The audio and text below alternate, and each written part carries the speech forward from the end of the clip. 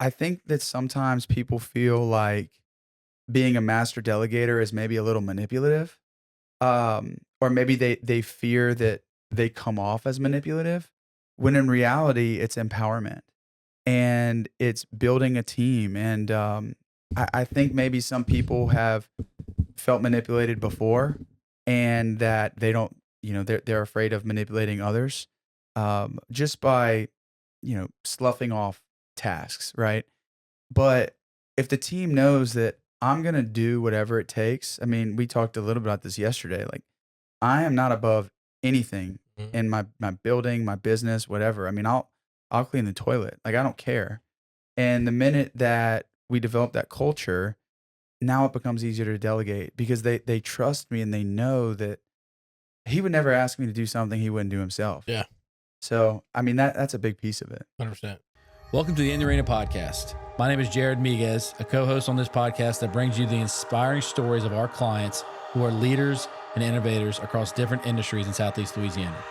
They are visionary entrepreneurs, savvy real estate professionals, media creators, military business owners, and community champions. And we are going to showcase the remarkable achievements and share their personal stories. Tune in for insightful conversations, valuable lessons, and motivational stories that are going to reveal their secrets to success and offer you insights to help you on your own path. Welcome to In the Arena Podcast. All right, so this is the Arena Podcast, and today we got a good buddy, John, here. I'm excited to tell people what you're doing. And I mean, more importantly, I'm just excited to not only your business, but your mindset about how you do business and how you're growing your business. I think we align in a lot of ways, and I think a lot of people can learn from the things that you're doing. So welcome to the show. For sure. Happy to be John. here. Yeah. Thank y'all. So, when we first met, you were, running the REIA in Baton Rouge. You were starting your own company. You had just left where you were at. You're partnering with your buddy now, and that was what, 4 or 5 years ago? No, man, like 2 2 and a years half. ago, 2.5 years ago, which is crazy. But in new business years is 1,000% 40 years. Yeah. Definitely. Right. Yeah, for sure. So you have an Attract, which is a CFO, CPA firm in Baton Rouge. And y'all are kind of shifting your model around a little bit, but you're making a really big impact in Baton Rouge. You're a real estate investor. You got into when the BRRRR strategy was a big deal. But I think the coolest part of it is you're a thought leader in that space where you put on the REIA, which is a group of real estate investors that get together once a month, talk about trends, talk about what's happening in the community, and connect people to help them find deals, right? And that's what business is all about. Like, how do you build relationships, connect people, solve people's problems so that everybody can grow as a group? And I think that's great. So did I miss anything? No, I mean that's pretty much it on the business. Husband, Yeah, father, that's it, the most important roles. Yeah. Definitely miss husband, those. father, 3 kids, 5, 3, and 6 months, all girls. Bless you. And then my wife's a rock star, Lexi, if she ever watches this. And The love shout out. It's always good. she's been really supportive, really since the beginning. I mean, and late 2021 is when we decided to go full time into the entrepreneurial space, and it's around the time after my second daughter was born, and my wife was going to stay home with our oldest two, and it's just been gangbusters ever since. Yeah. So from your main business, right? The CFO, you're a CPA. Yep. Right.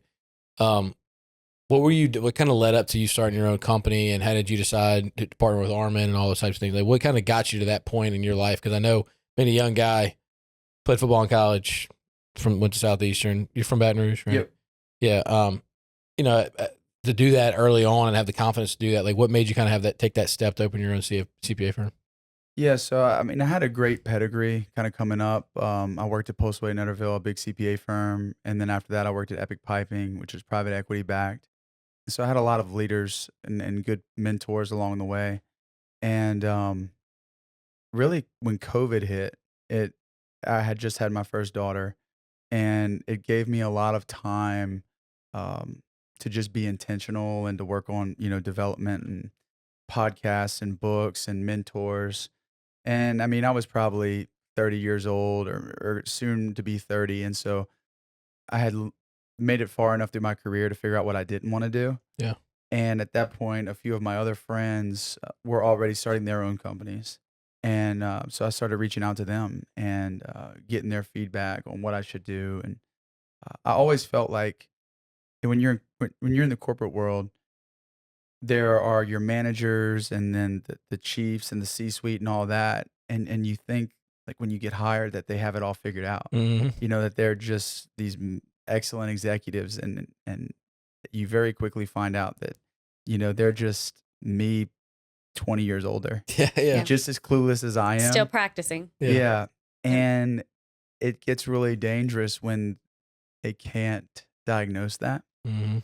and Self-awareness? yeah, Gosh. yeah, and I think, just in corporate America or wherever, it's like becomes somewhat of an echo chamber, and so my assessment of that, given that I was driven on the personal development side and the mindfulness side, I just felt like there was more to it. Like Yeah. there was something more that I could be doing.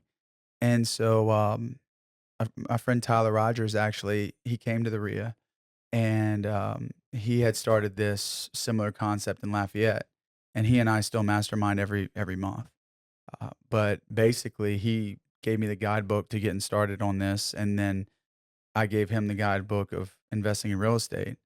And what I found was that it was really all centered around the fact that I was willing to be a thought leader, right? Mhm. To put people together, and the REIA, Real Estate Investor Organization or Association, it's free to everyone, not to me. I mean, I pay, for the room rental and line up the speakers. It's a lot of time and effort.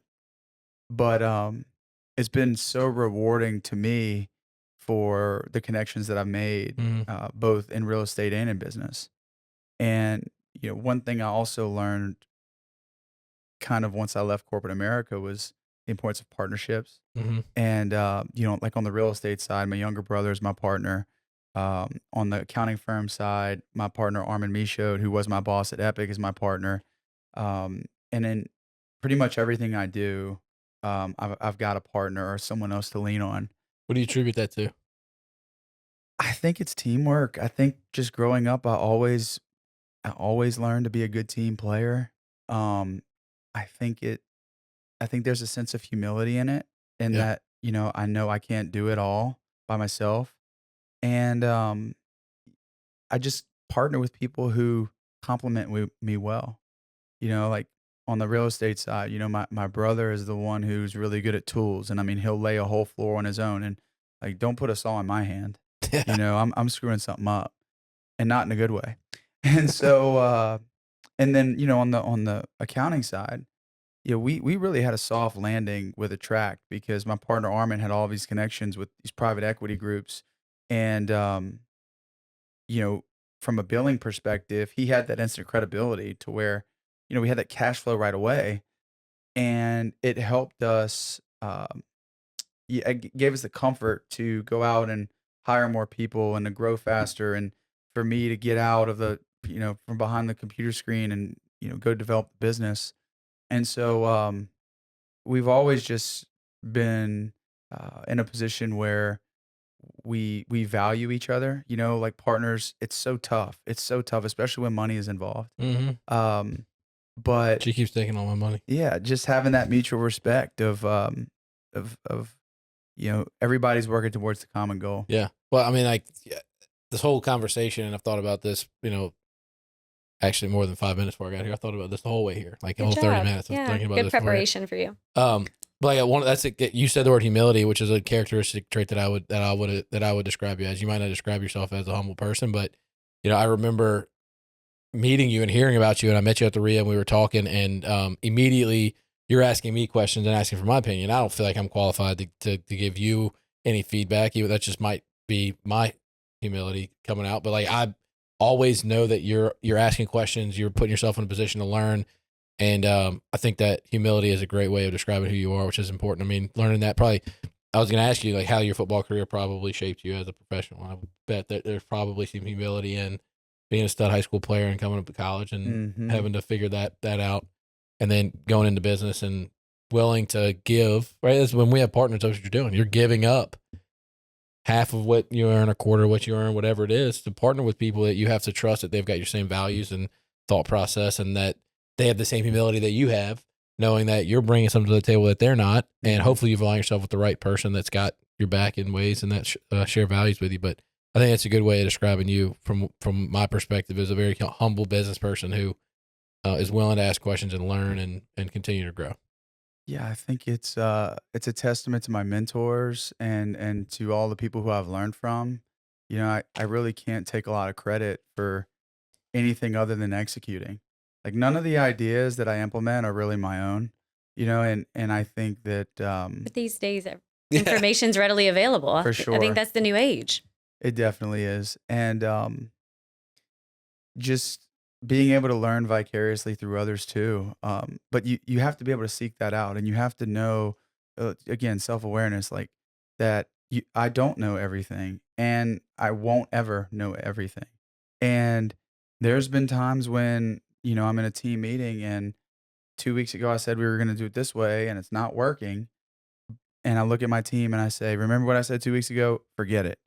And it's dangerous, in some respects because it might look like I don't know what I'm doing. Yeah. Um, but who really does know what they're doing? Yeah. They have the Yeah. confidence that you're going to lead them in the right direction. They're going to be on board with doing it. Yeah. Yeah, I mean, I know you meet with a lot of entrepreneurs. So, like, almost all of them have problems delegating, right? for When sure. you're first getting into their business, they want to scale and they don't know why they're not scaling. Most of the time, they're not delegating, right? Right. And so the challenge is always pick any person that you regard as successful in life and read a book about them. Mhm. And you will find that all the most successful people in history are resourceful.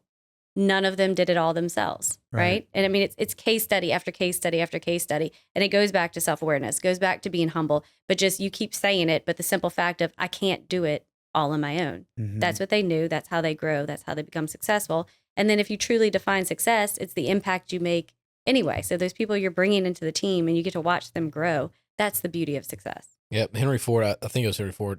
I heard a story somebody tell about him one time where he was getting deposed, I think, in some litigation, and somebody kept asking him questions and he didn't know the answers to any of the questions. And so it was like, see, he doesn't know anything about anything. And Henry Ford was like, why do I need to know? I got a team of people that know way more than I do. I pick up the phone and push a button, get the answer, and I can give it to you. I Yeah. don't need to know everything. And I'm humble enough to know that I don't know everything, but I got a bunch of really good people on my team that answer the questions for me. And whenever you can not want to carry the whole load by yourself and you delegate it, but knowing that delegation is just, if you do it right, it's to a whole bunch of people who are going to do it better than you anyway.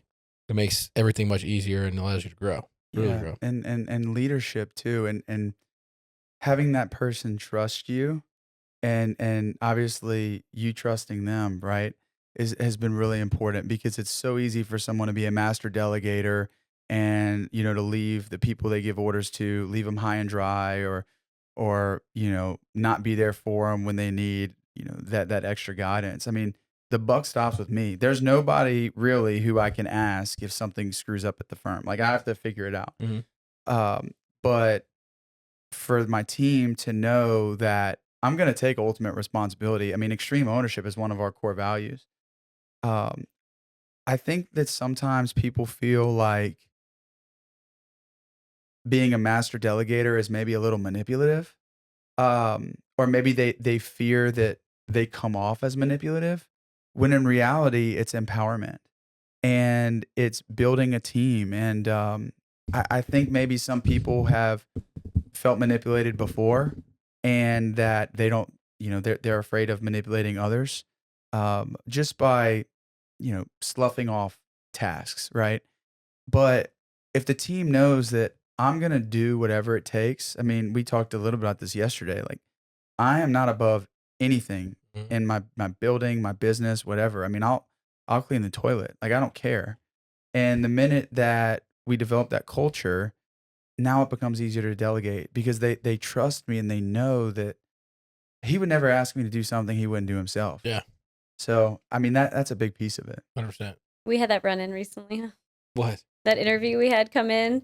And one of the reasons that she was leaving her job, she was like, I mean, they had asked me to take out the trash or it would overflow. And we're like, we took out the trash yesterday. Like, you can get up and walk out now. Like, Well, thanks, it's but funny. no thanks. And we was telling him that exact same story. And the person that we ended up hiring was saying, like, she walked in the other day in the middle of me doing something in a frenzy, and like I was trying to plan something and I didn't even ask or communicate what I needed her to do. She watched me for like 2 minutes and then started taking the task and doing it for me. When I came back, it was already done. I'm like, geez, like that's the type of employee that you want. But I think, Difference in values, difference in mindset. yeah, for sure. Definitely. So well, from your business standpoint, so tell us a little bit about what services you offer. Is I think that a lot of people don't even realize that what you do is an option Mm. for small businesses like you're doing. So Attract really has three legs to the stool at this point. The first leg is fractional CFO, which is a fancy word for accounting consulting. So this is where we take essentially Fortune 500 accounting, finance, department, repackage it for a small business who has probably outgrown their bookkeeper, has no financial analysis, has no idea where they're going to end up come tax season, and but also someone who doesn't have the means or the need to support a full-time accounting department. And so we found a lot of success in that realm. And a lot of times it's companies that it depends on the company, but are nearing that 7, 8, 900K mark and above, to where it makes sense to bring on someone like us. Um, and what we're able to do is by leveraging technology and our experience running, accounting departments at huge companies, we're able to drill down on the info that matters most Mm-hmm. to a business owner and repackage that into a dashboard or into a simple financial statement that they understand. Yeah. And if our client doesn't understand the financials, we've failed. Yeah. And so, we really focus on four pieces of that. The first is having sound, actual financials, so accurate, timely, those types of things. The second is cash management. So, Amen. especially with constructions or big project based companies, cash is quite often an issue. And with that comes the need for debt financing or lines of credit, all which require sound financials. Mm-hmm. And so we manage that relationship for our clients as well. The third piece is budgeting and forecasting. So I think so often accountants are very reactive, Mm-hmm. and we're the opposite of that. We're proactive, and Okay, clap yeah, on that give it one. up. So proactive accountants. So we're looking at historical expense trends and figuring out, what are our margins, what are our fixed costs, how can we optimize that going forward, and then when we talk budgeting and forecasting, a lot of people think budgeting is just expenses, but we're budgeting our revenue too, and we're trying to figure out, okay, I have a HVAC company, let's say, and let's say they think every new technician could generate 20K a month on average.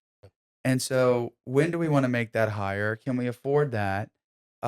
Is our cash position such that that tech works for a month and doesn't perform because he's training or whatever it might be? We give business owners that entire insight. Gotcha. And then the fourth piece is understanding the pipeline. So the pipeline is what's the work out there for us to go get? Can we optimize our current product or service offering? Or do we need to look into expanding or vertically integrating or whatever it might be? So those are the four main pieces on the fractional CFO side, and it's the biggest. So like these next two are just as important, but don't require as long of an explanation. The second piece is tax advisory.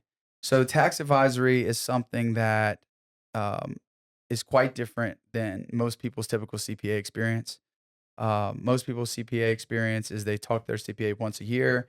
They fill out the forms that are needed to go to the government. They tell them what they owe or what they're getting a refund for, and then you see them again next year. And for us, leveraging where we talked about the fractional CFO side, we have so many so many business owners who have no tax planning. They don't understand capital gains. They don't understand why they're getting taxed like their tax bill is so high when they never took any money out of the company. Mm-hmm. And I have to explain to them that you are taxed on your P&L, Mm-hmm. not on what you do with the money or the cash after it's generated.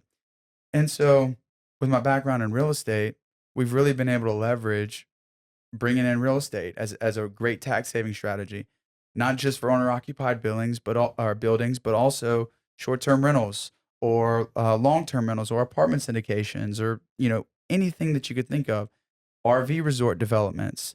And so That's awesome.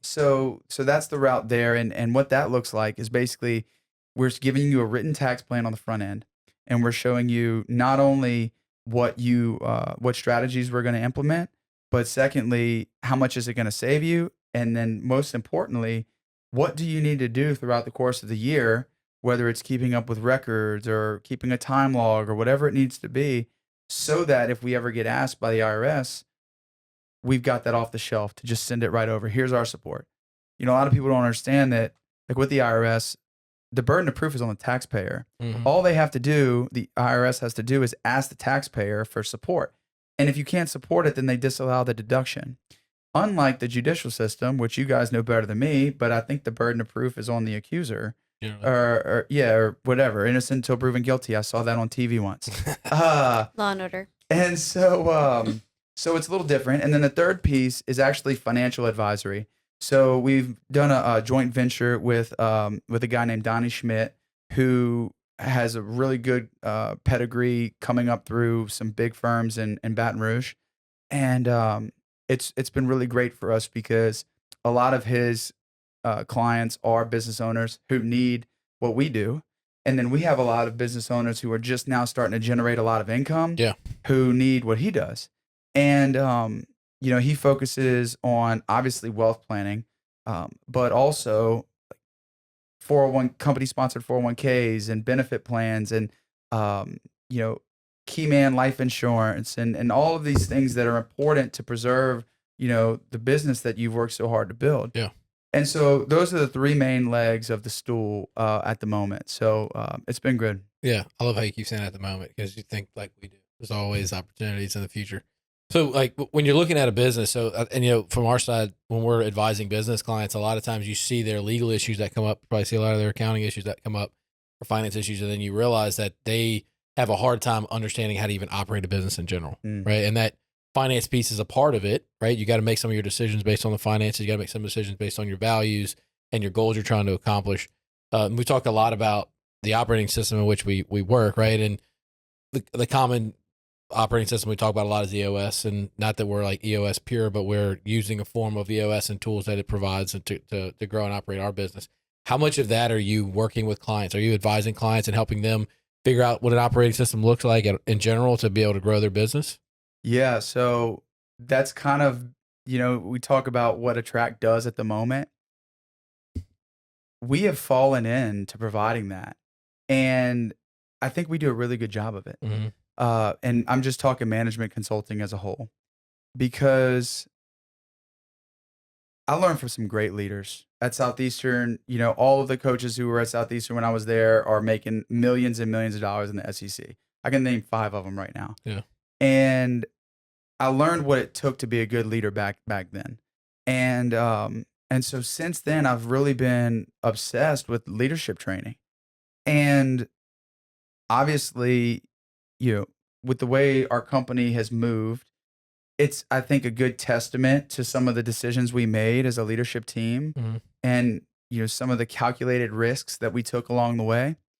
And I think my clients are starting to realize that, and they see a lot of value in the fact that I live it.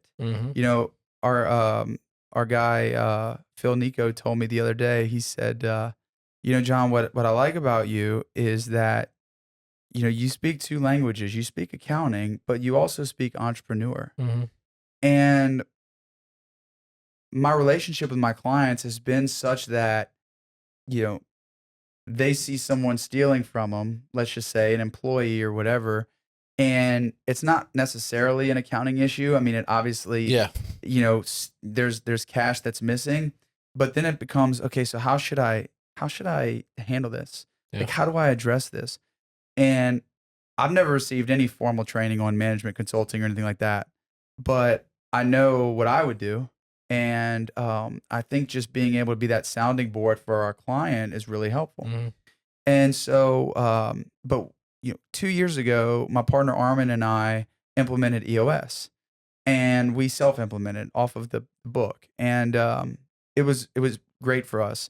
I mean, I took it a little farther than probably prescribed, and so far as we've got like a 40-page business plan of handwritten, and I bring that with me everywhere I go when we're talking with new clients or with new potential team members.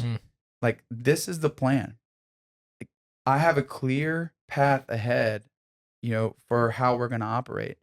And it starts too with our core values. I tell everybody our core values. We're about to put them on our website. I don't want to hide from them. I mean, it's important. And so we self-implemented EOS. It's been great for us. Um, and now my clients are starting to ask me about what I think about EOS or other management consultants. And there's some great ones out there. And there are some who we share clients. Like there's one management consulting firm out there that they service like 3 of the clients that we service. Yeah. And we work great with them. But not everyone can afford a full-time management consultant as well as a full-time accounting consultant. Yeah. Now, I'll always be a spokesperson for them because I've considered hiring them in our business as well. But so much of it extends just the debits and the credits. And that's why I call it, that's why we call it fractional CFO, because CFO, there's a vision point to it. I mean, Yeah. when I worked at Epic, the CFO, was never in the weeds. He rarely even logged into the software that we use to run the company. It was all reports and vision and strategy. Yeah. And that's what we're able to provide on that end as well. And with that comes the management consulting Yeah. piece. Yeah. Which if you study EOS, they tell you that the leadership, everybody on the leadership team needs to have the ability to be a visionary. They're not the visionary. That's not their primary role, but you got to be able to align with the visionary in some capacity. If you're a CPA or a bookkeeper and you don't think bigger picture, being in that CFO role, it won't work long term because you're not going to ultimately be able to see through the CEO or the visionary's eyes to see where the company is going or where it could go. Mm-hmm. So I think you have to have that type of a mindset if you're going to be a true CFO at a company and be able to lean on somebody who has that visionary mindset. But we get the same from a lot of our clients. They want to know, like, what are we doing to operate our business, because they see us growing, and most lawyers don't know how to run businesses either. Like most CPAs don't really know how to give that type of advice. So we get the practical. Yeah, we get the practical aspect of advising our clients a lot when they come to us and they're like, well, I need an operating agreement. Well, what you and your partner, have y'all aligned on values? Like, are you sure you want to take this step with this person? Yeah, this formal legal document will dictate what happens to you if the relationship starts to go sideways. But have you done things to know that it's likely not going to, or that even if it does start getting rocky, that y'all can lean on some common foundation values to be able to continue to grow, which most people don't think that far down the line. Yeah. And, we've had a few instances where we start work with a partnership and we can kind of tell that it's not going to work out. And then we advise them to get an operating agreement. And we do it in a way that I know that we're going to need it in 3 months, but they don't know that. Yeah. And there's been some times where, that operating agreement gets enforced. And then 3 months later, they're talking about buying each other out. And it definitely beats the alternative 100%. of not having one. I think right? one of the proudest moments that I've had, and she might be able to relate, but was a client of ours that came to us and two ultimately didn't decide to go into business together because they couldn't align on one other value that they were trying to figure out. And Lauren and I both knew that based on that meeting, it was going to be a struggle if they were going to come to a common ground on that. And ultimately, they made the decision between themselves after us giving a little bit of pushing that it wasn't a good idea to go into business together because they weren't aligning in that way. And it's good to identify that on the front end by going through an operating agreement and identifying your values on the front end so that on day one that either you're together or you're not. I say this all the time. If you're going to work with somebody if you're going to work for somebody, as long as their values don't infringe on yours, then you can operate within that system. Mm-hmm. For generally speaking, it's better if they start crossing over a little bit. But when you're going to partner with somebody, or the more you move up the corporate ladder and you come involved in that business on a day-to-day, you've got to be lockstep with the values. If one or two things are off, it's going to come out at the end of the day when you got to make a decision on how you let somebody go or whether you're going to invest money in this types of things. And if you don't have a common set of values from a foundational standpoint, it's going to be really, really difficult to be having a long-term relationship with somebody. For sure. And it's tough because, so many of the big entrepreneurs, today, Musk, Bezos, whoever, Bill Gates, it's really just them in the public eye. Mm-hmm. A lot of people don't know that Bill Gates, was partners with, Steve Ballmer and Steve Wozniak, or Wozniak was with Steve Jobs. But like they wouldn't be where they were at without their partner. Yeah. And one partnership that I've really started to look into them even further lately is Warren Buffett and Charlie Munger. Mm-hmm. Because Charlie just passed away a few months ago. And nobody knows who Charlie Munger is, but everybody knows who Warren Buffett is. But like seeing the endearment between them as partners, like just outside looking in, that's how I want every partnership I'm in to be like. Yeah. And, I, for some reason, am the one in most of the partnerships that does most of the outreach and the podcasts and stuff like that. But I don't really care who gets the credit. And the partnerships work the best. Pete Golding, who is my, defensive coordinator at Southeastern, he's now the DC at Ole Miss.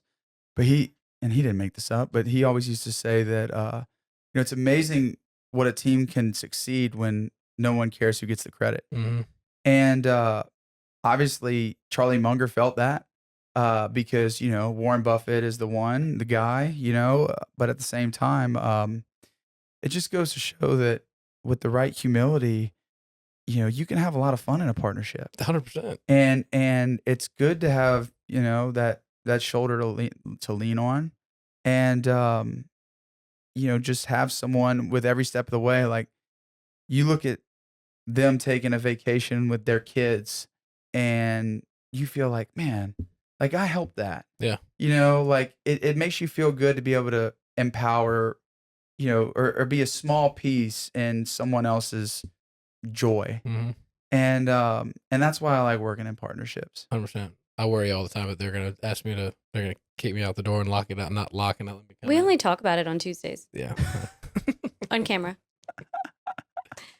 I think too, though, you bring it up as humble about not caring who gets credit. But I think there's a flip side of that sometimes you have an individual that's in front of you and they don't want to admit it to themselves that they like the credit. And in those instances, it's okay if you like the credit, if that's known to everyone else and your partners don't need it. So it's like, I see the flip side of that often. I don't think that it makes a bad person. I think, again, it comes back to just being self-aware, truly knowing who you are. Because the person that takes that does like the credit, but thinks that they have to be humble or cannot admit it, after an extended period of time, they're going to be worn out because you're not living your true self. And so there's an element of really forcing people to live their true self in partnership that is key for the longevity of that relationship. That's so good. And it comes down to like, what I found is chasing success, like the high that we get when we close a big deal or when we do a good job. It's fleeting. Every time. Like you can never have enough. You can never have the biggest, as big a boat as you want, the biggest house, the most deals, the highest success rate. It's just never enough. And when we realize that, there's really only one place to derive joy, and it has nothing to do with success, you can't lose. But the minute that you start trying to one up each other or, again, take credit, that credit, you're going to forget about that credit the next day. You're going to just want the next thing and the next thing. So, we try to empower our team and let them know, like, look, this is great. And we have metrics and we want to do the best job that we possibly can, but we can't derive our peace and our joy from this, and so just having someone who is, again, self-aware, has an ego, has their ego in check. It's just so important. So I want to go back to the operating system because I'm curious to hear, like, so from your business standpoint, like the meetings in which you have every week, the point of them are to check in on your metrics and hold your team accountable and create and solve problems. How often are y'all meeting, and how are y'all setting up y'all's meeting pulse in y'all's organization? So it's client dependent, but for our largest clients, we meet at least weekly. And it's funny, we actually run their L10 meetings. And if they're on EOS, we logged in their 90.io portal, because for us, there's value of an outsider running those meetings. There are things that one partner can tell me, hey, can you make sure you address this? And that way it comes from a neutral source. I mean, I always tell them, look, I really don't have a dog in the fight. I want you guys to succeed, but like, you know, I'm not, losing my house if this business goes upside down, but you are. Mm-hmm. And so, if you can just keep an open mind to, hear what it is we're trying to say, that's all we ask. Um, and so we actually have led a few quarterly meetings as well, full day sessions, and we help clients figure out their core values. Again, we have our core values, and I'm not afraid to stick my neck out and say, I think one of your core values should maybe be to live it. And like, what does that mean? Well, what that means is you have all of these other core values, but you're not living them. Mm-hmm. You're the leader. All you're doing is hurting your credibility because you're committing to something and you're not doing it. And it's apparent that you're not doing it. And so, maybe living it should be one of your core values. And they love that Mm-hmm. because I'm not afraid to be wrong. Like, I'm not afraid for them to say, oh, that's a dumb idea. I don't care. Mm-hmm. Like, again, maybe that's humility or maybe that's just awareness. But I know that conflict is a huge piece of business and navigating And that growth. is important. Yeah. I mean, there's no strength without stress. Mm-hmm. And you've got to stress your systems and to build strength, and so, we run the gamut. We'll do quarterlies, we'll do annual planning, we'll do level 10 meetings. Um, we'll build scorecards for an operations team, and we'll help them understand what's important. Yeah. We'll look into their utilization and realize that they're not counting paid time off or holidays correctly, and it's skewing their average. And so we're not afraid to get our hands dirty in that regard. And what about internally, like in y'all's personal business? Like, y'all doing the same thing? Oh, for sure. Yeah. So we have an executive team, which is 4 of us. We're about 12 people now in the company. And so we meet on Mondays and we run our weekly level 10 meetings. And then as of late, we've actually been bringing in a consultant, just a third party to come in and run our quarterlies. And it's been great for us. Yeah. Because normally I would run it or another partner would run it, and we'd have to worry about being the referee. And you really can't participate and ref at the same time. Yeah. And so we meet on Mondays, and then our operations team has their own level 10 meeting, which is like 5 or 6 of them.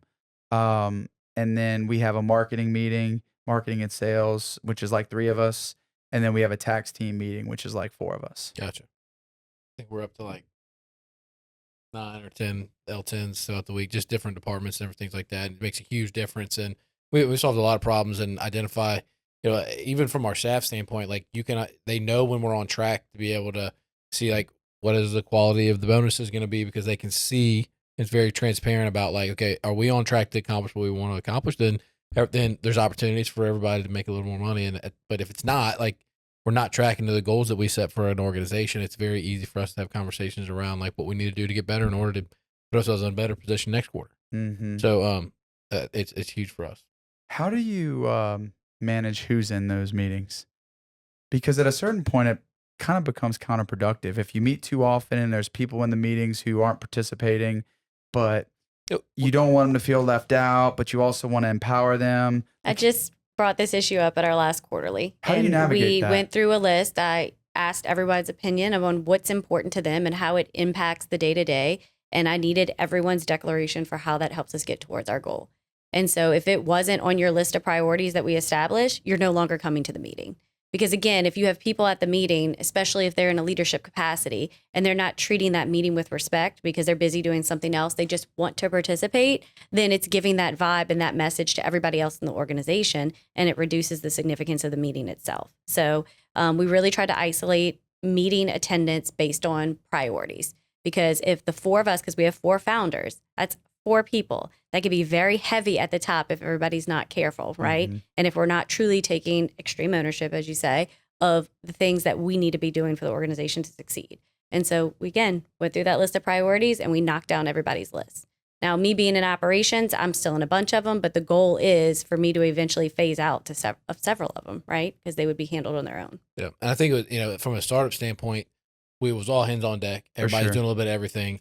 And we were operated that way for a whole year and a half. And I think some of us felt obligated, like we were not participating in the way that we needed to participate in order to give, we were like, to just be a part of it. And we felt obligated, like we needed to be there because of the roles we were in and what we were doing at a certain point. But we've scaled to the point now that we've got enough leverage to where I don't have to be in every meeting and know what's going on in every meeting. I trust that the leadership meeting that we have is going to pass the information down to the people that need to have it, and that the work's going to get done, and the other partners are going to hold the standard that we need. So, we base it off of our organizational accountability chart pretty heavily. Mm-hmm. Like if you work for the title company, we have a title company L10 every week. You're going to be there, run by John, who runs the title company, and then the law firm has a law firm L10, and the person who runs that meeting is the partner that runs the law firm. And then, Lauren being on the operations, we have an operations meeting, we have a marketing meeting, which is one I sit on, and then we all go to the L10 meeting and bring things to that meeting that need to be discussed, or from the department meetings that need to be discussed to the leadership meeting, and from the leadership meeting into the department meeting. Mm-hmm. And then the rest of them are the new businesses that we're starting, Yeah. which Jared and I, task that together because I handle the ops side of it and he handles the sales side of it. So we meet with our new partners and those other businesses to help develop them. And eventually, again, I plan to pull myself out of those as we help those individual partners actually become entrepreneurs that can operate their own entities. So So good. that success that's going to be the moment that I just will probably have tears of joy, right? To watch those people that are really good at doing something in the community and we've turned them into entrepreneurs and they're operating their own businesses. Mm-hmm. And one of the things that, it takes, because within our law firm and our title company, we have, 10 or so people in each company so we have to hold them accountable to coming to the meeting with things to discuss. Like, the whole issues part of the meeting, the IDS part, the issues part, the opportunities part, the one that people is really there to really where the road meets the road and where the business actually grows is that part of the meeting. And so to convince or help our employees understand that's not a meeting for everybody to show up to listen to hear what we have to say. Mm-hmm. Like the meeting should really be run by the people within that department that are working the day to day, coming up with the issues and the opportunities to help us get better to where we can actually use that to grow and to solve problems that we're running into.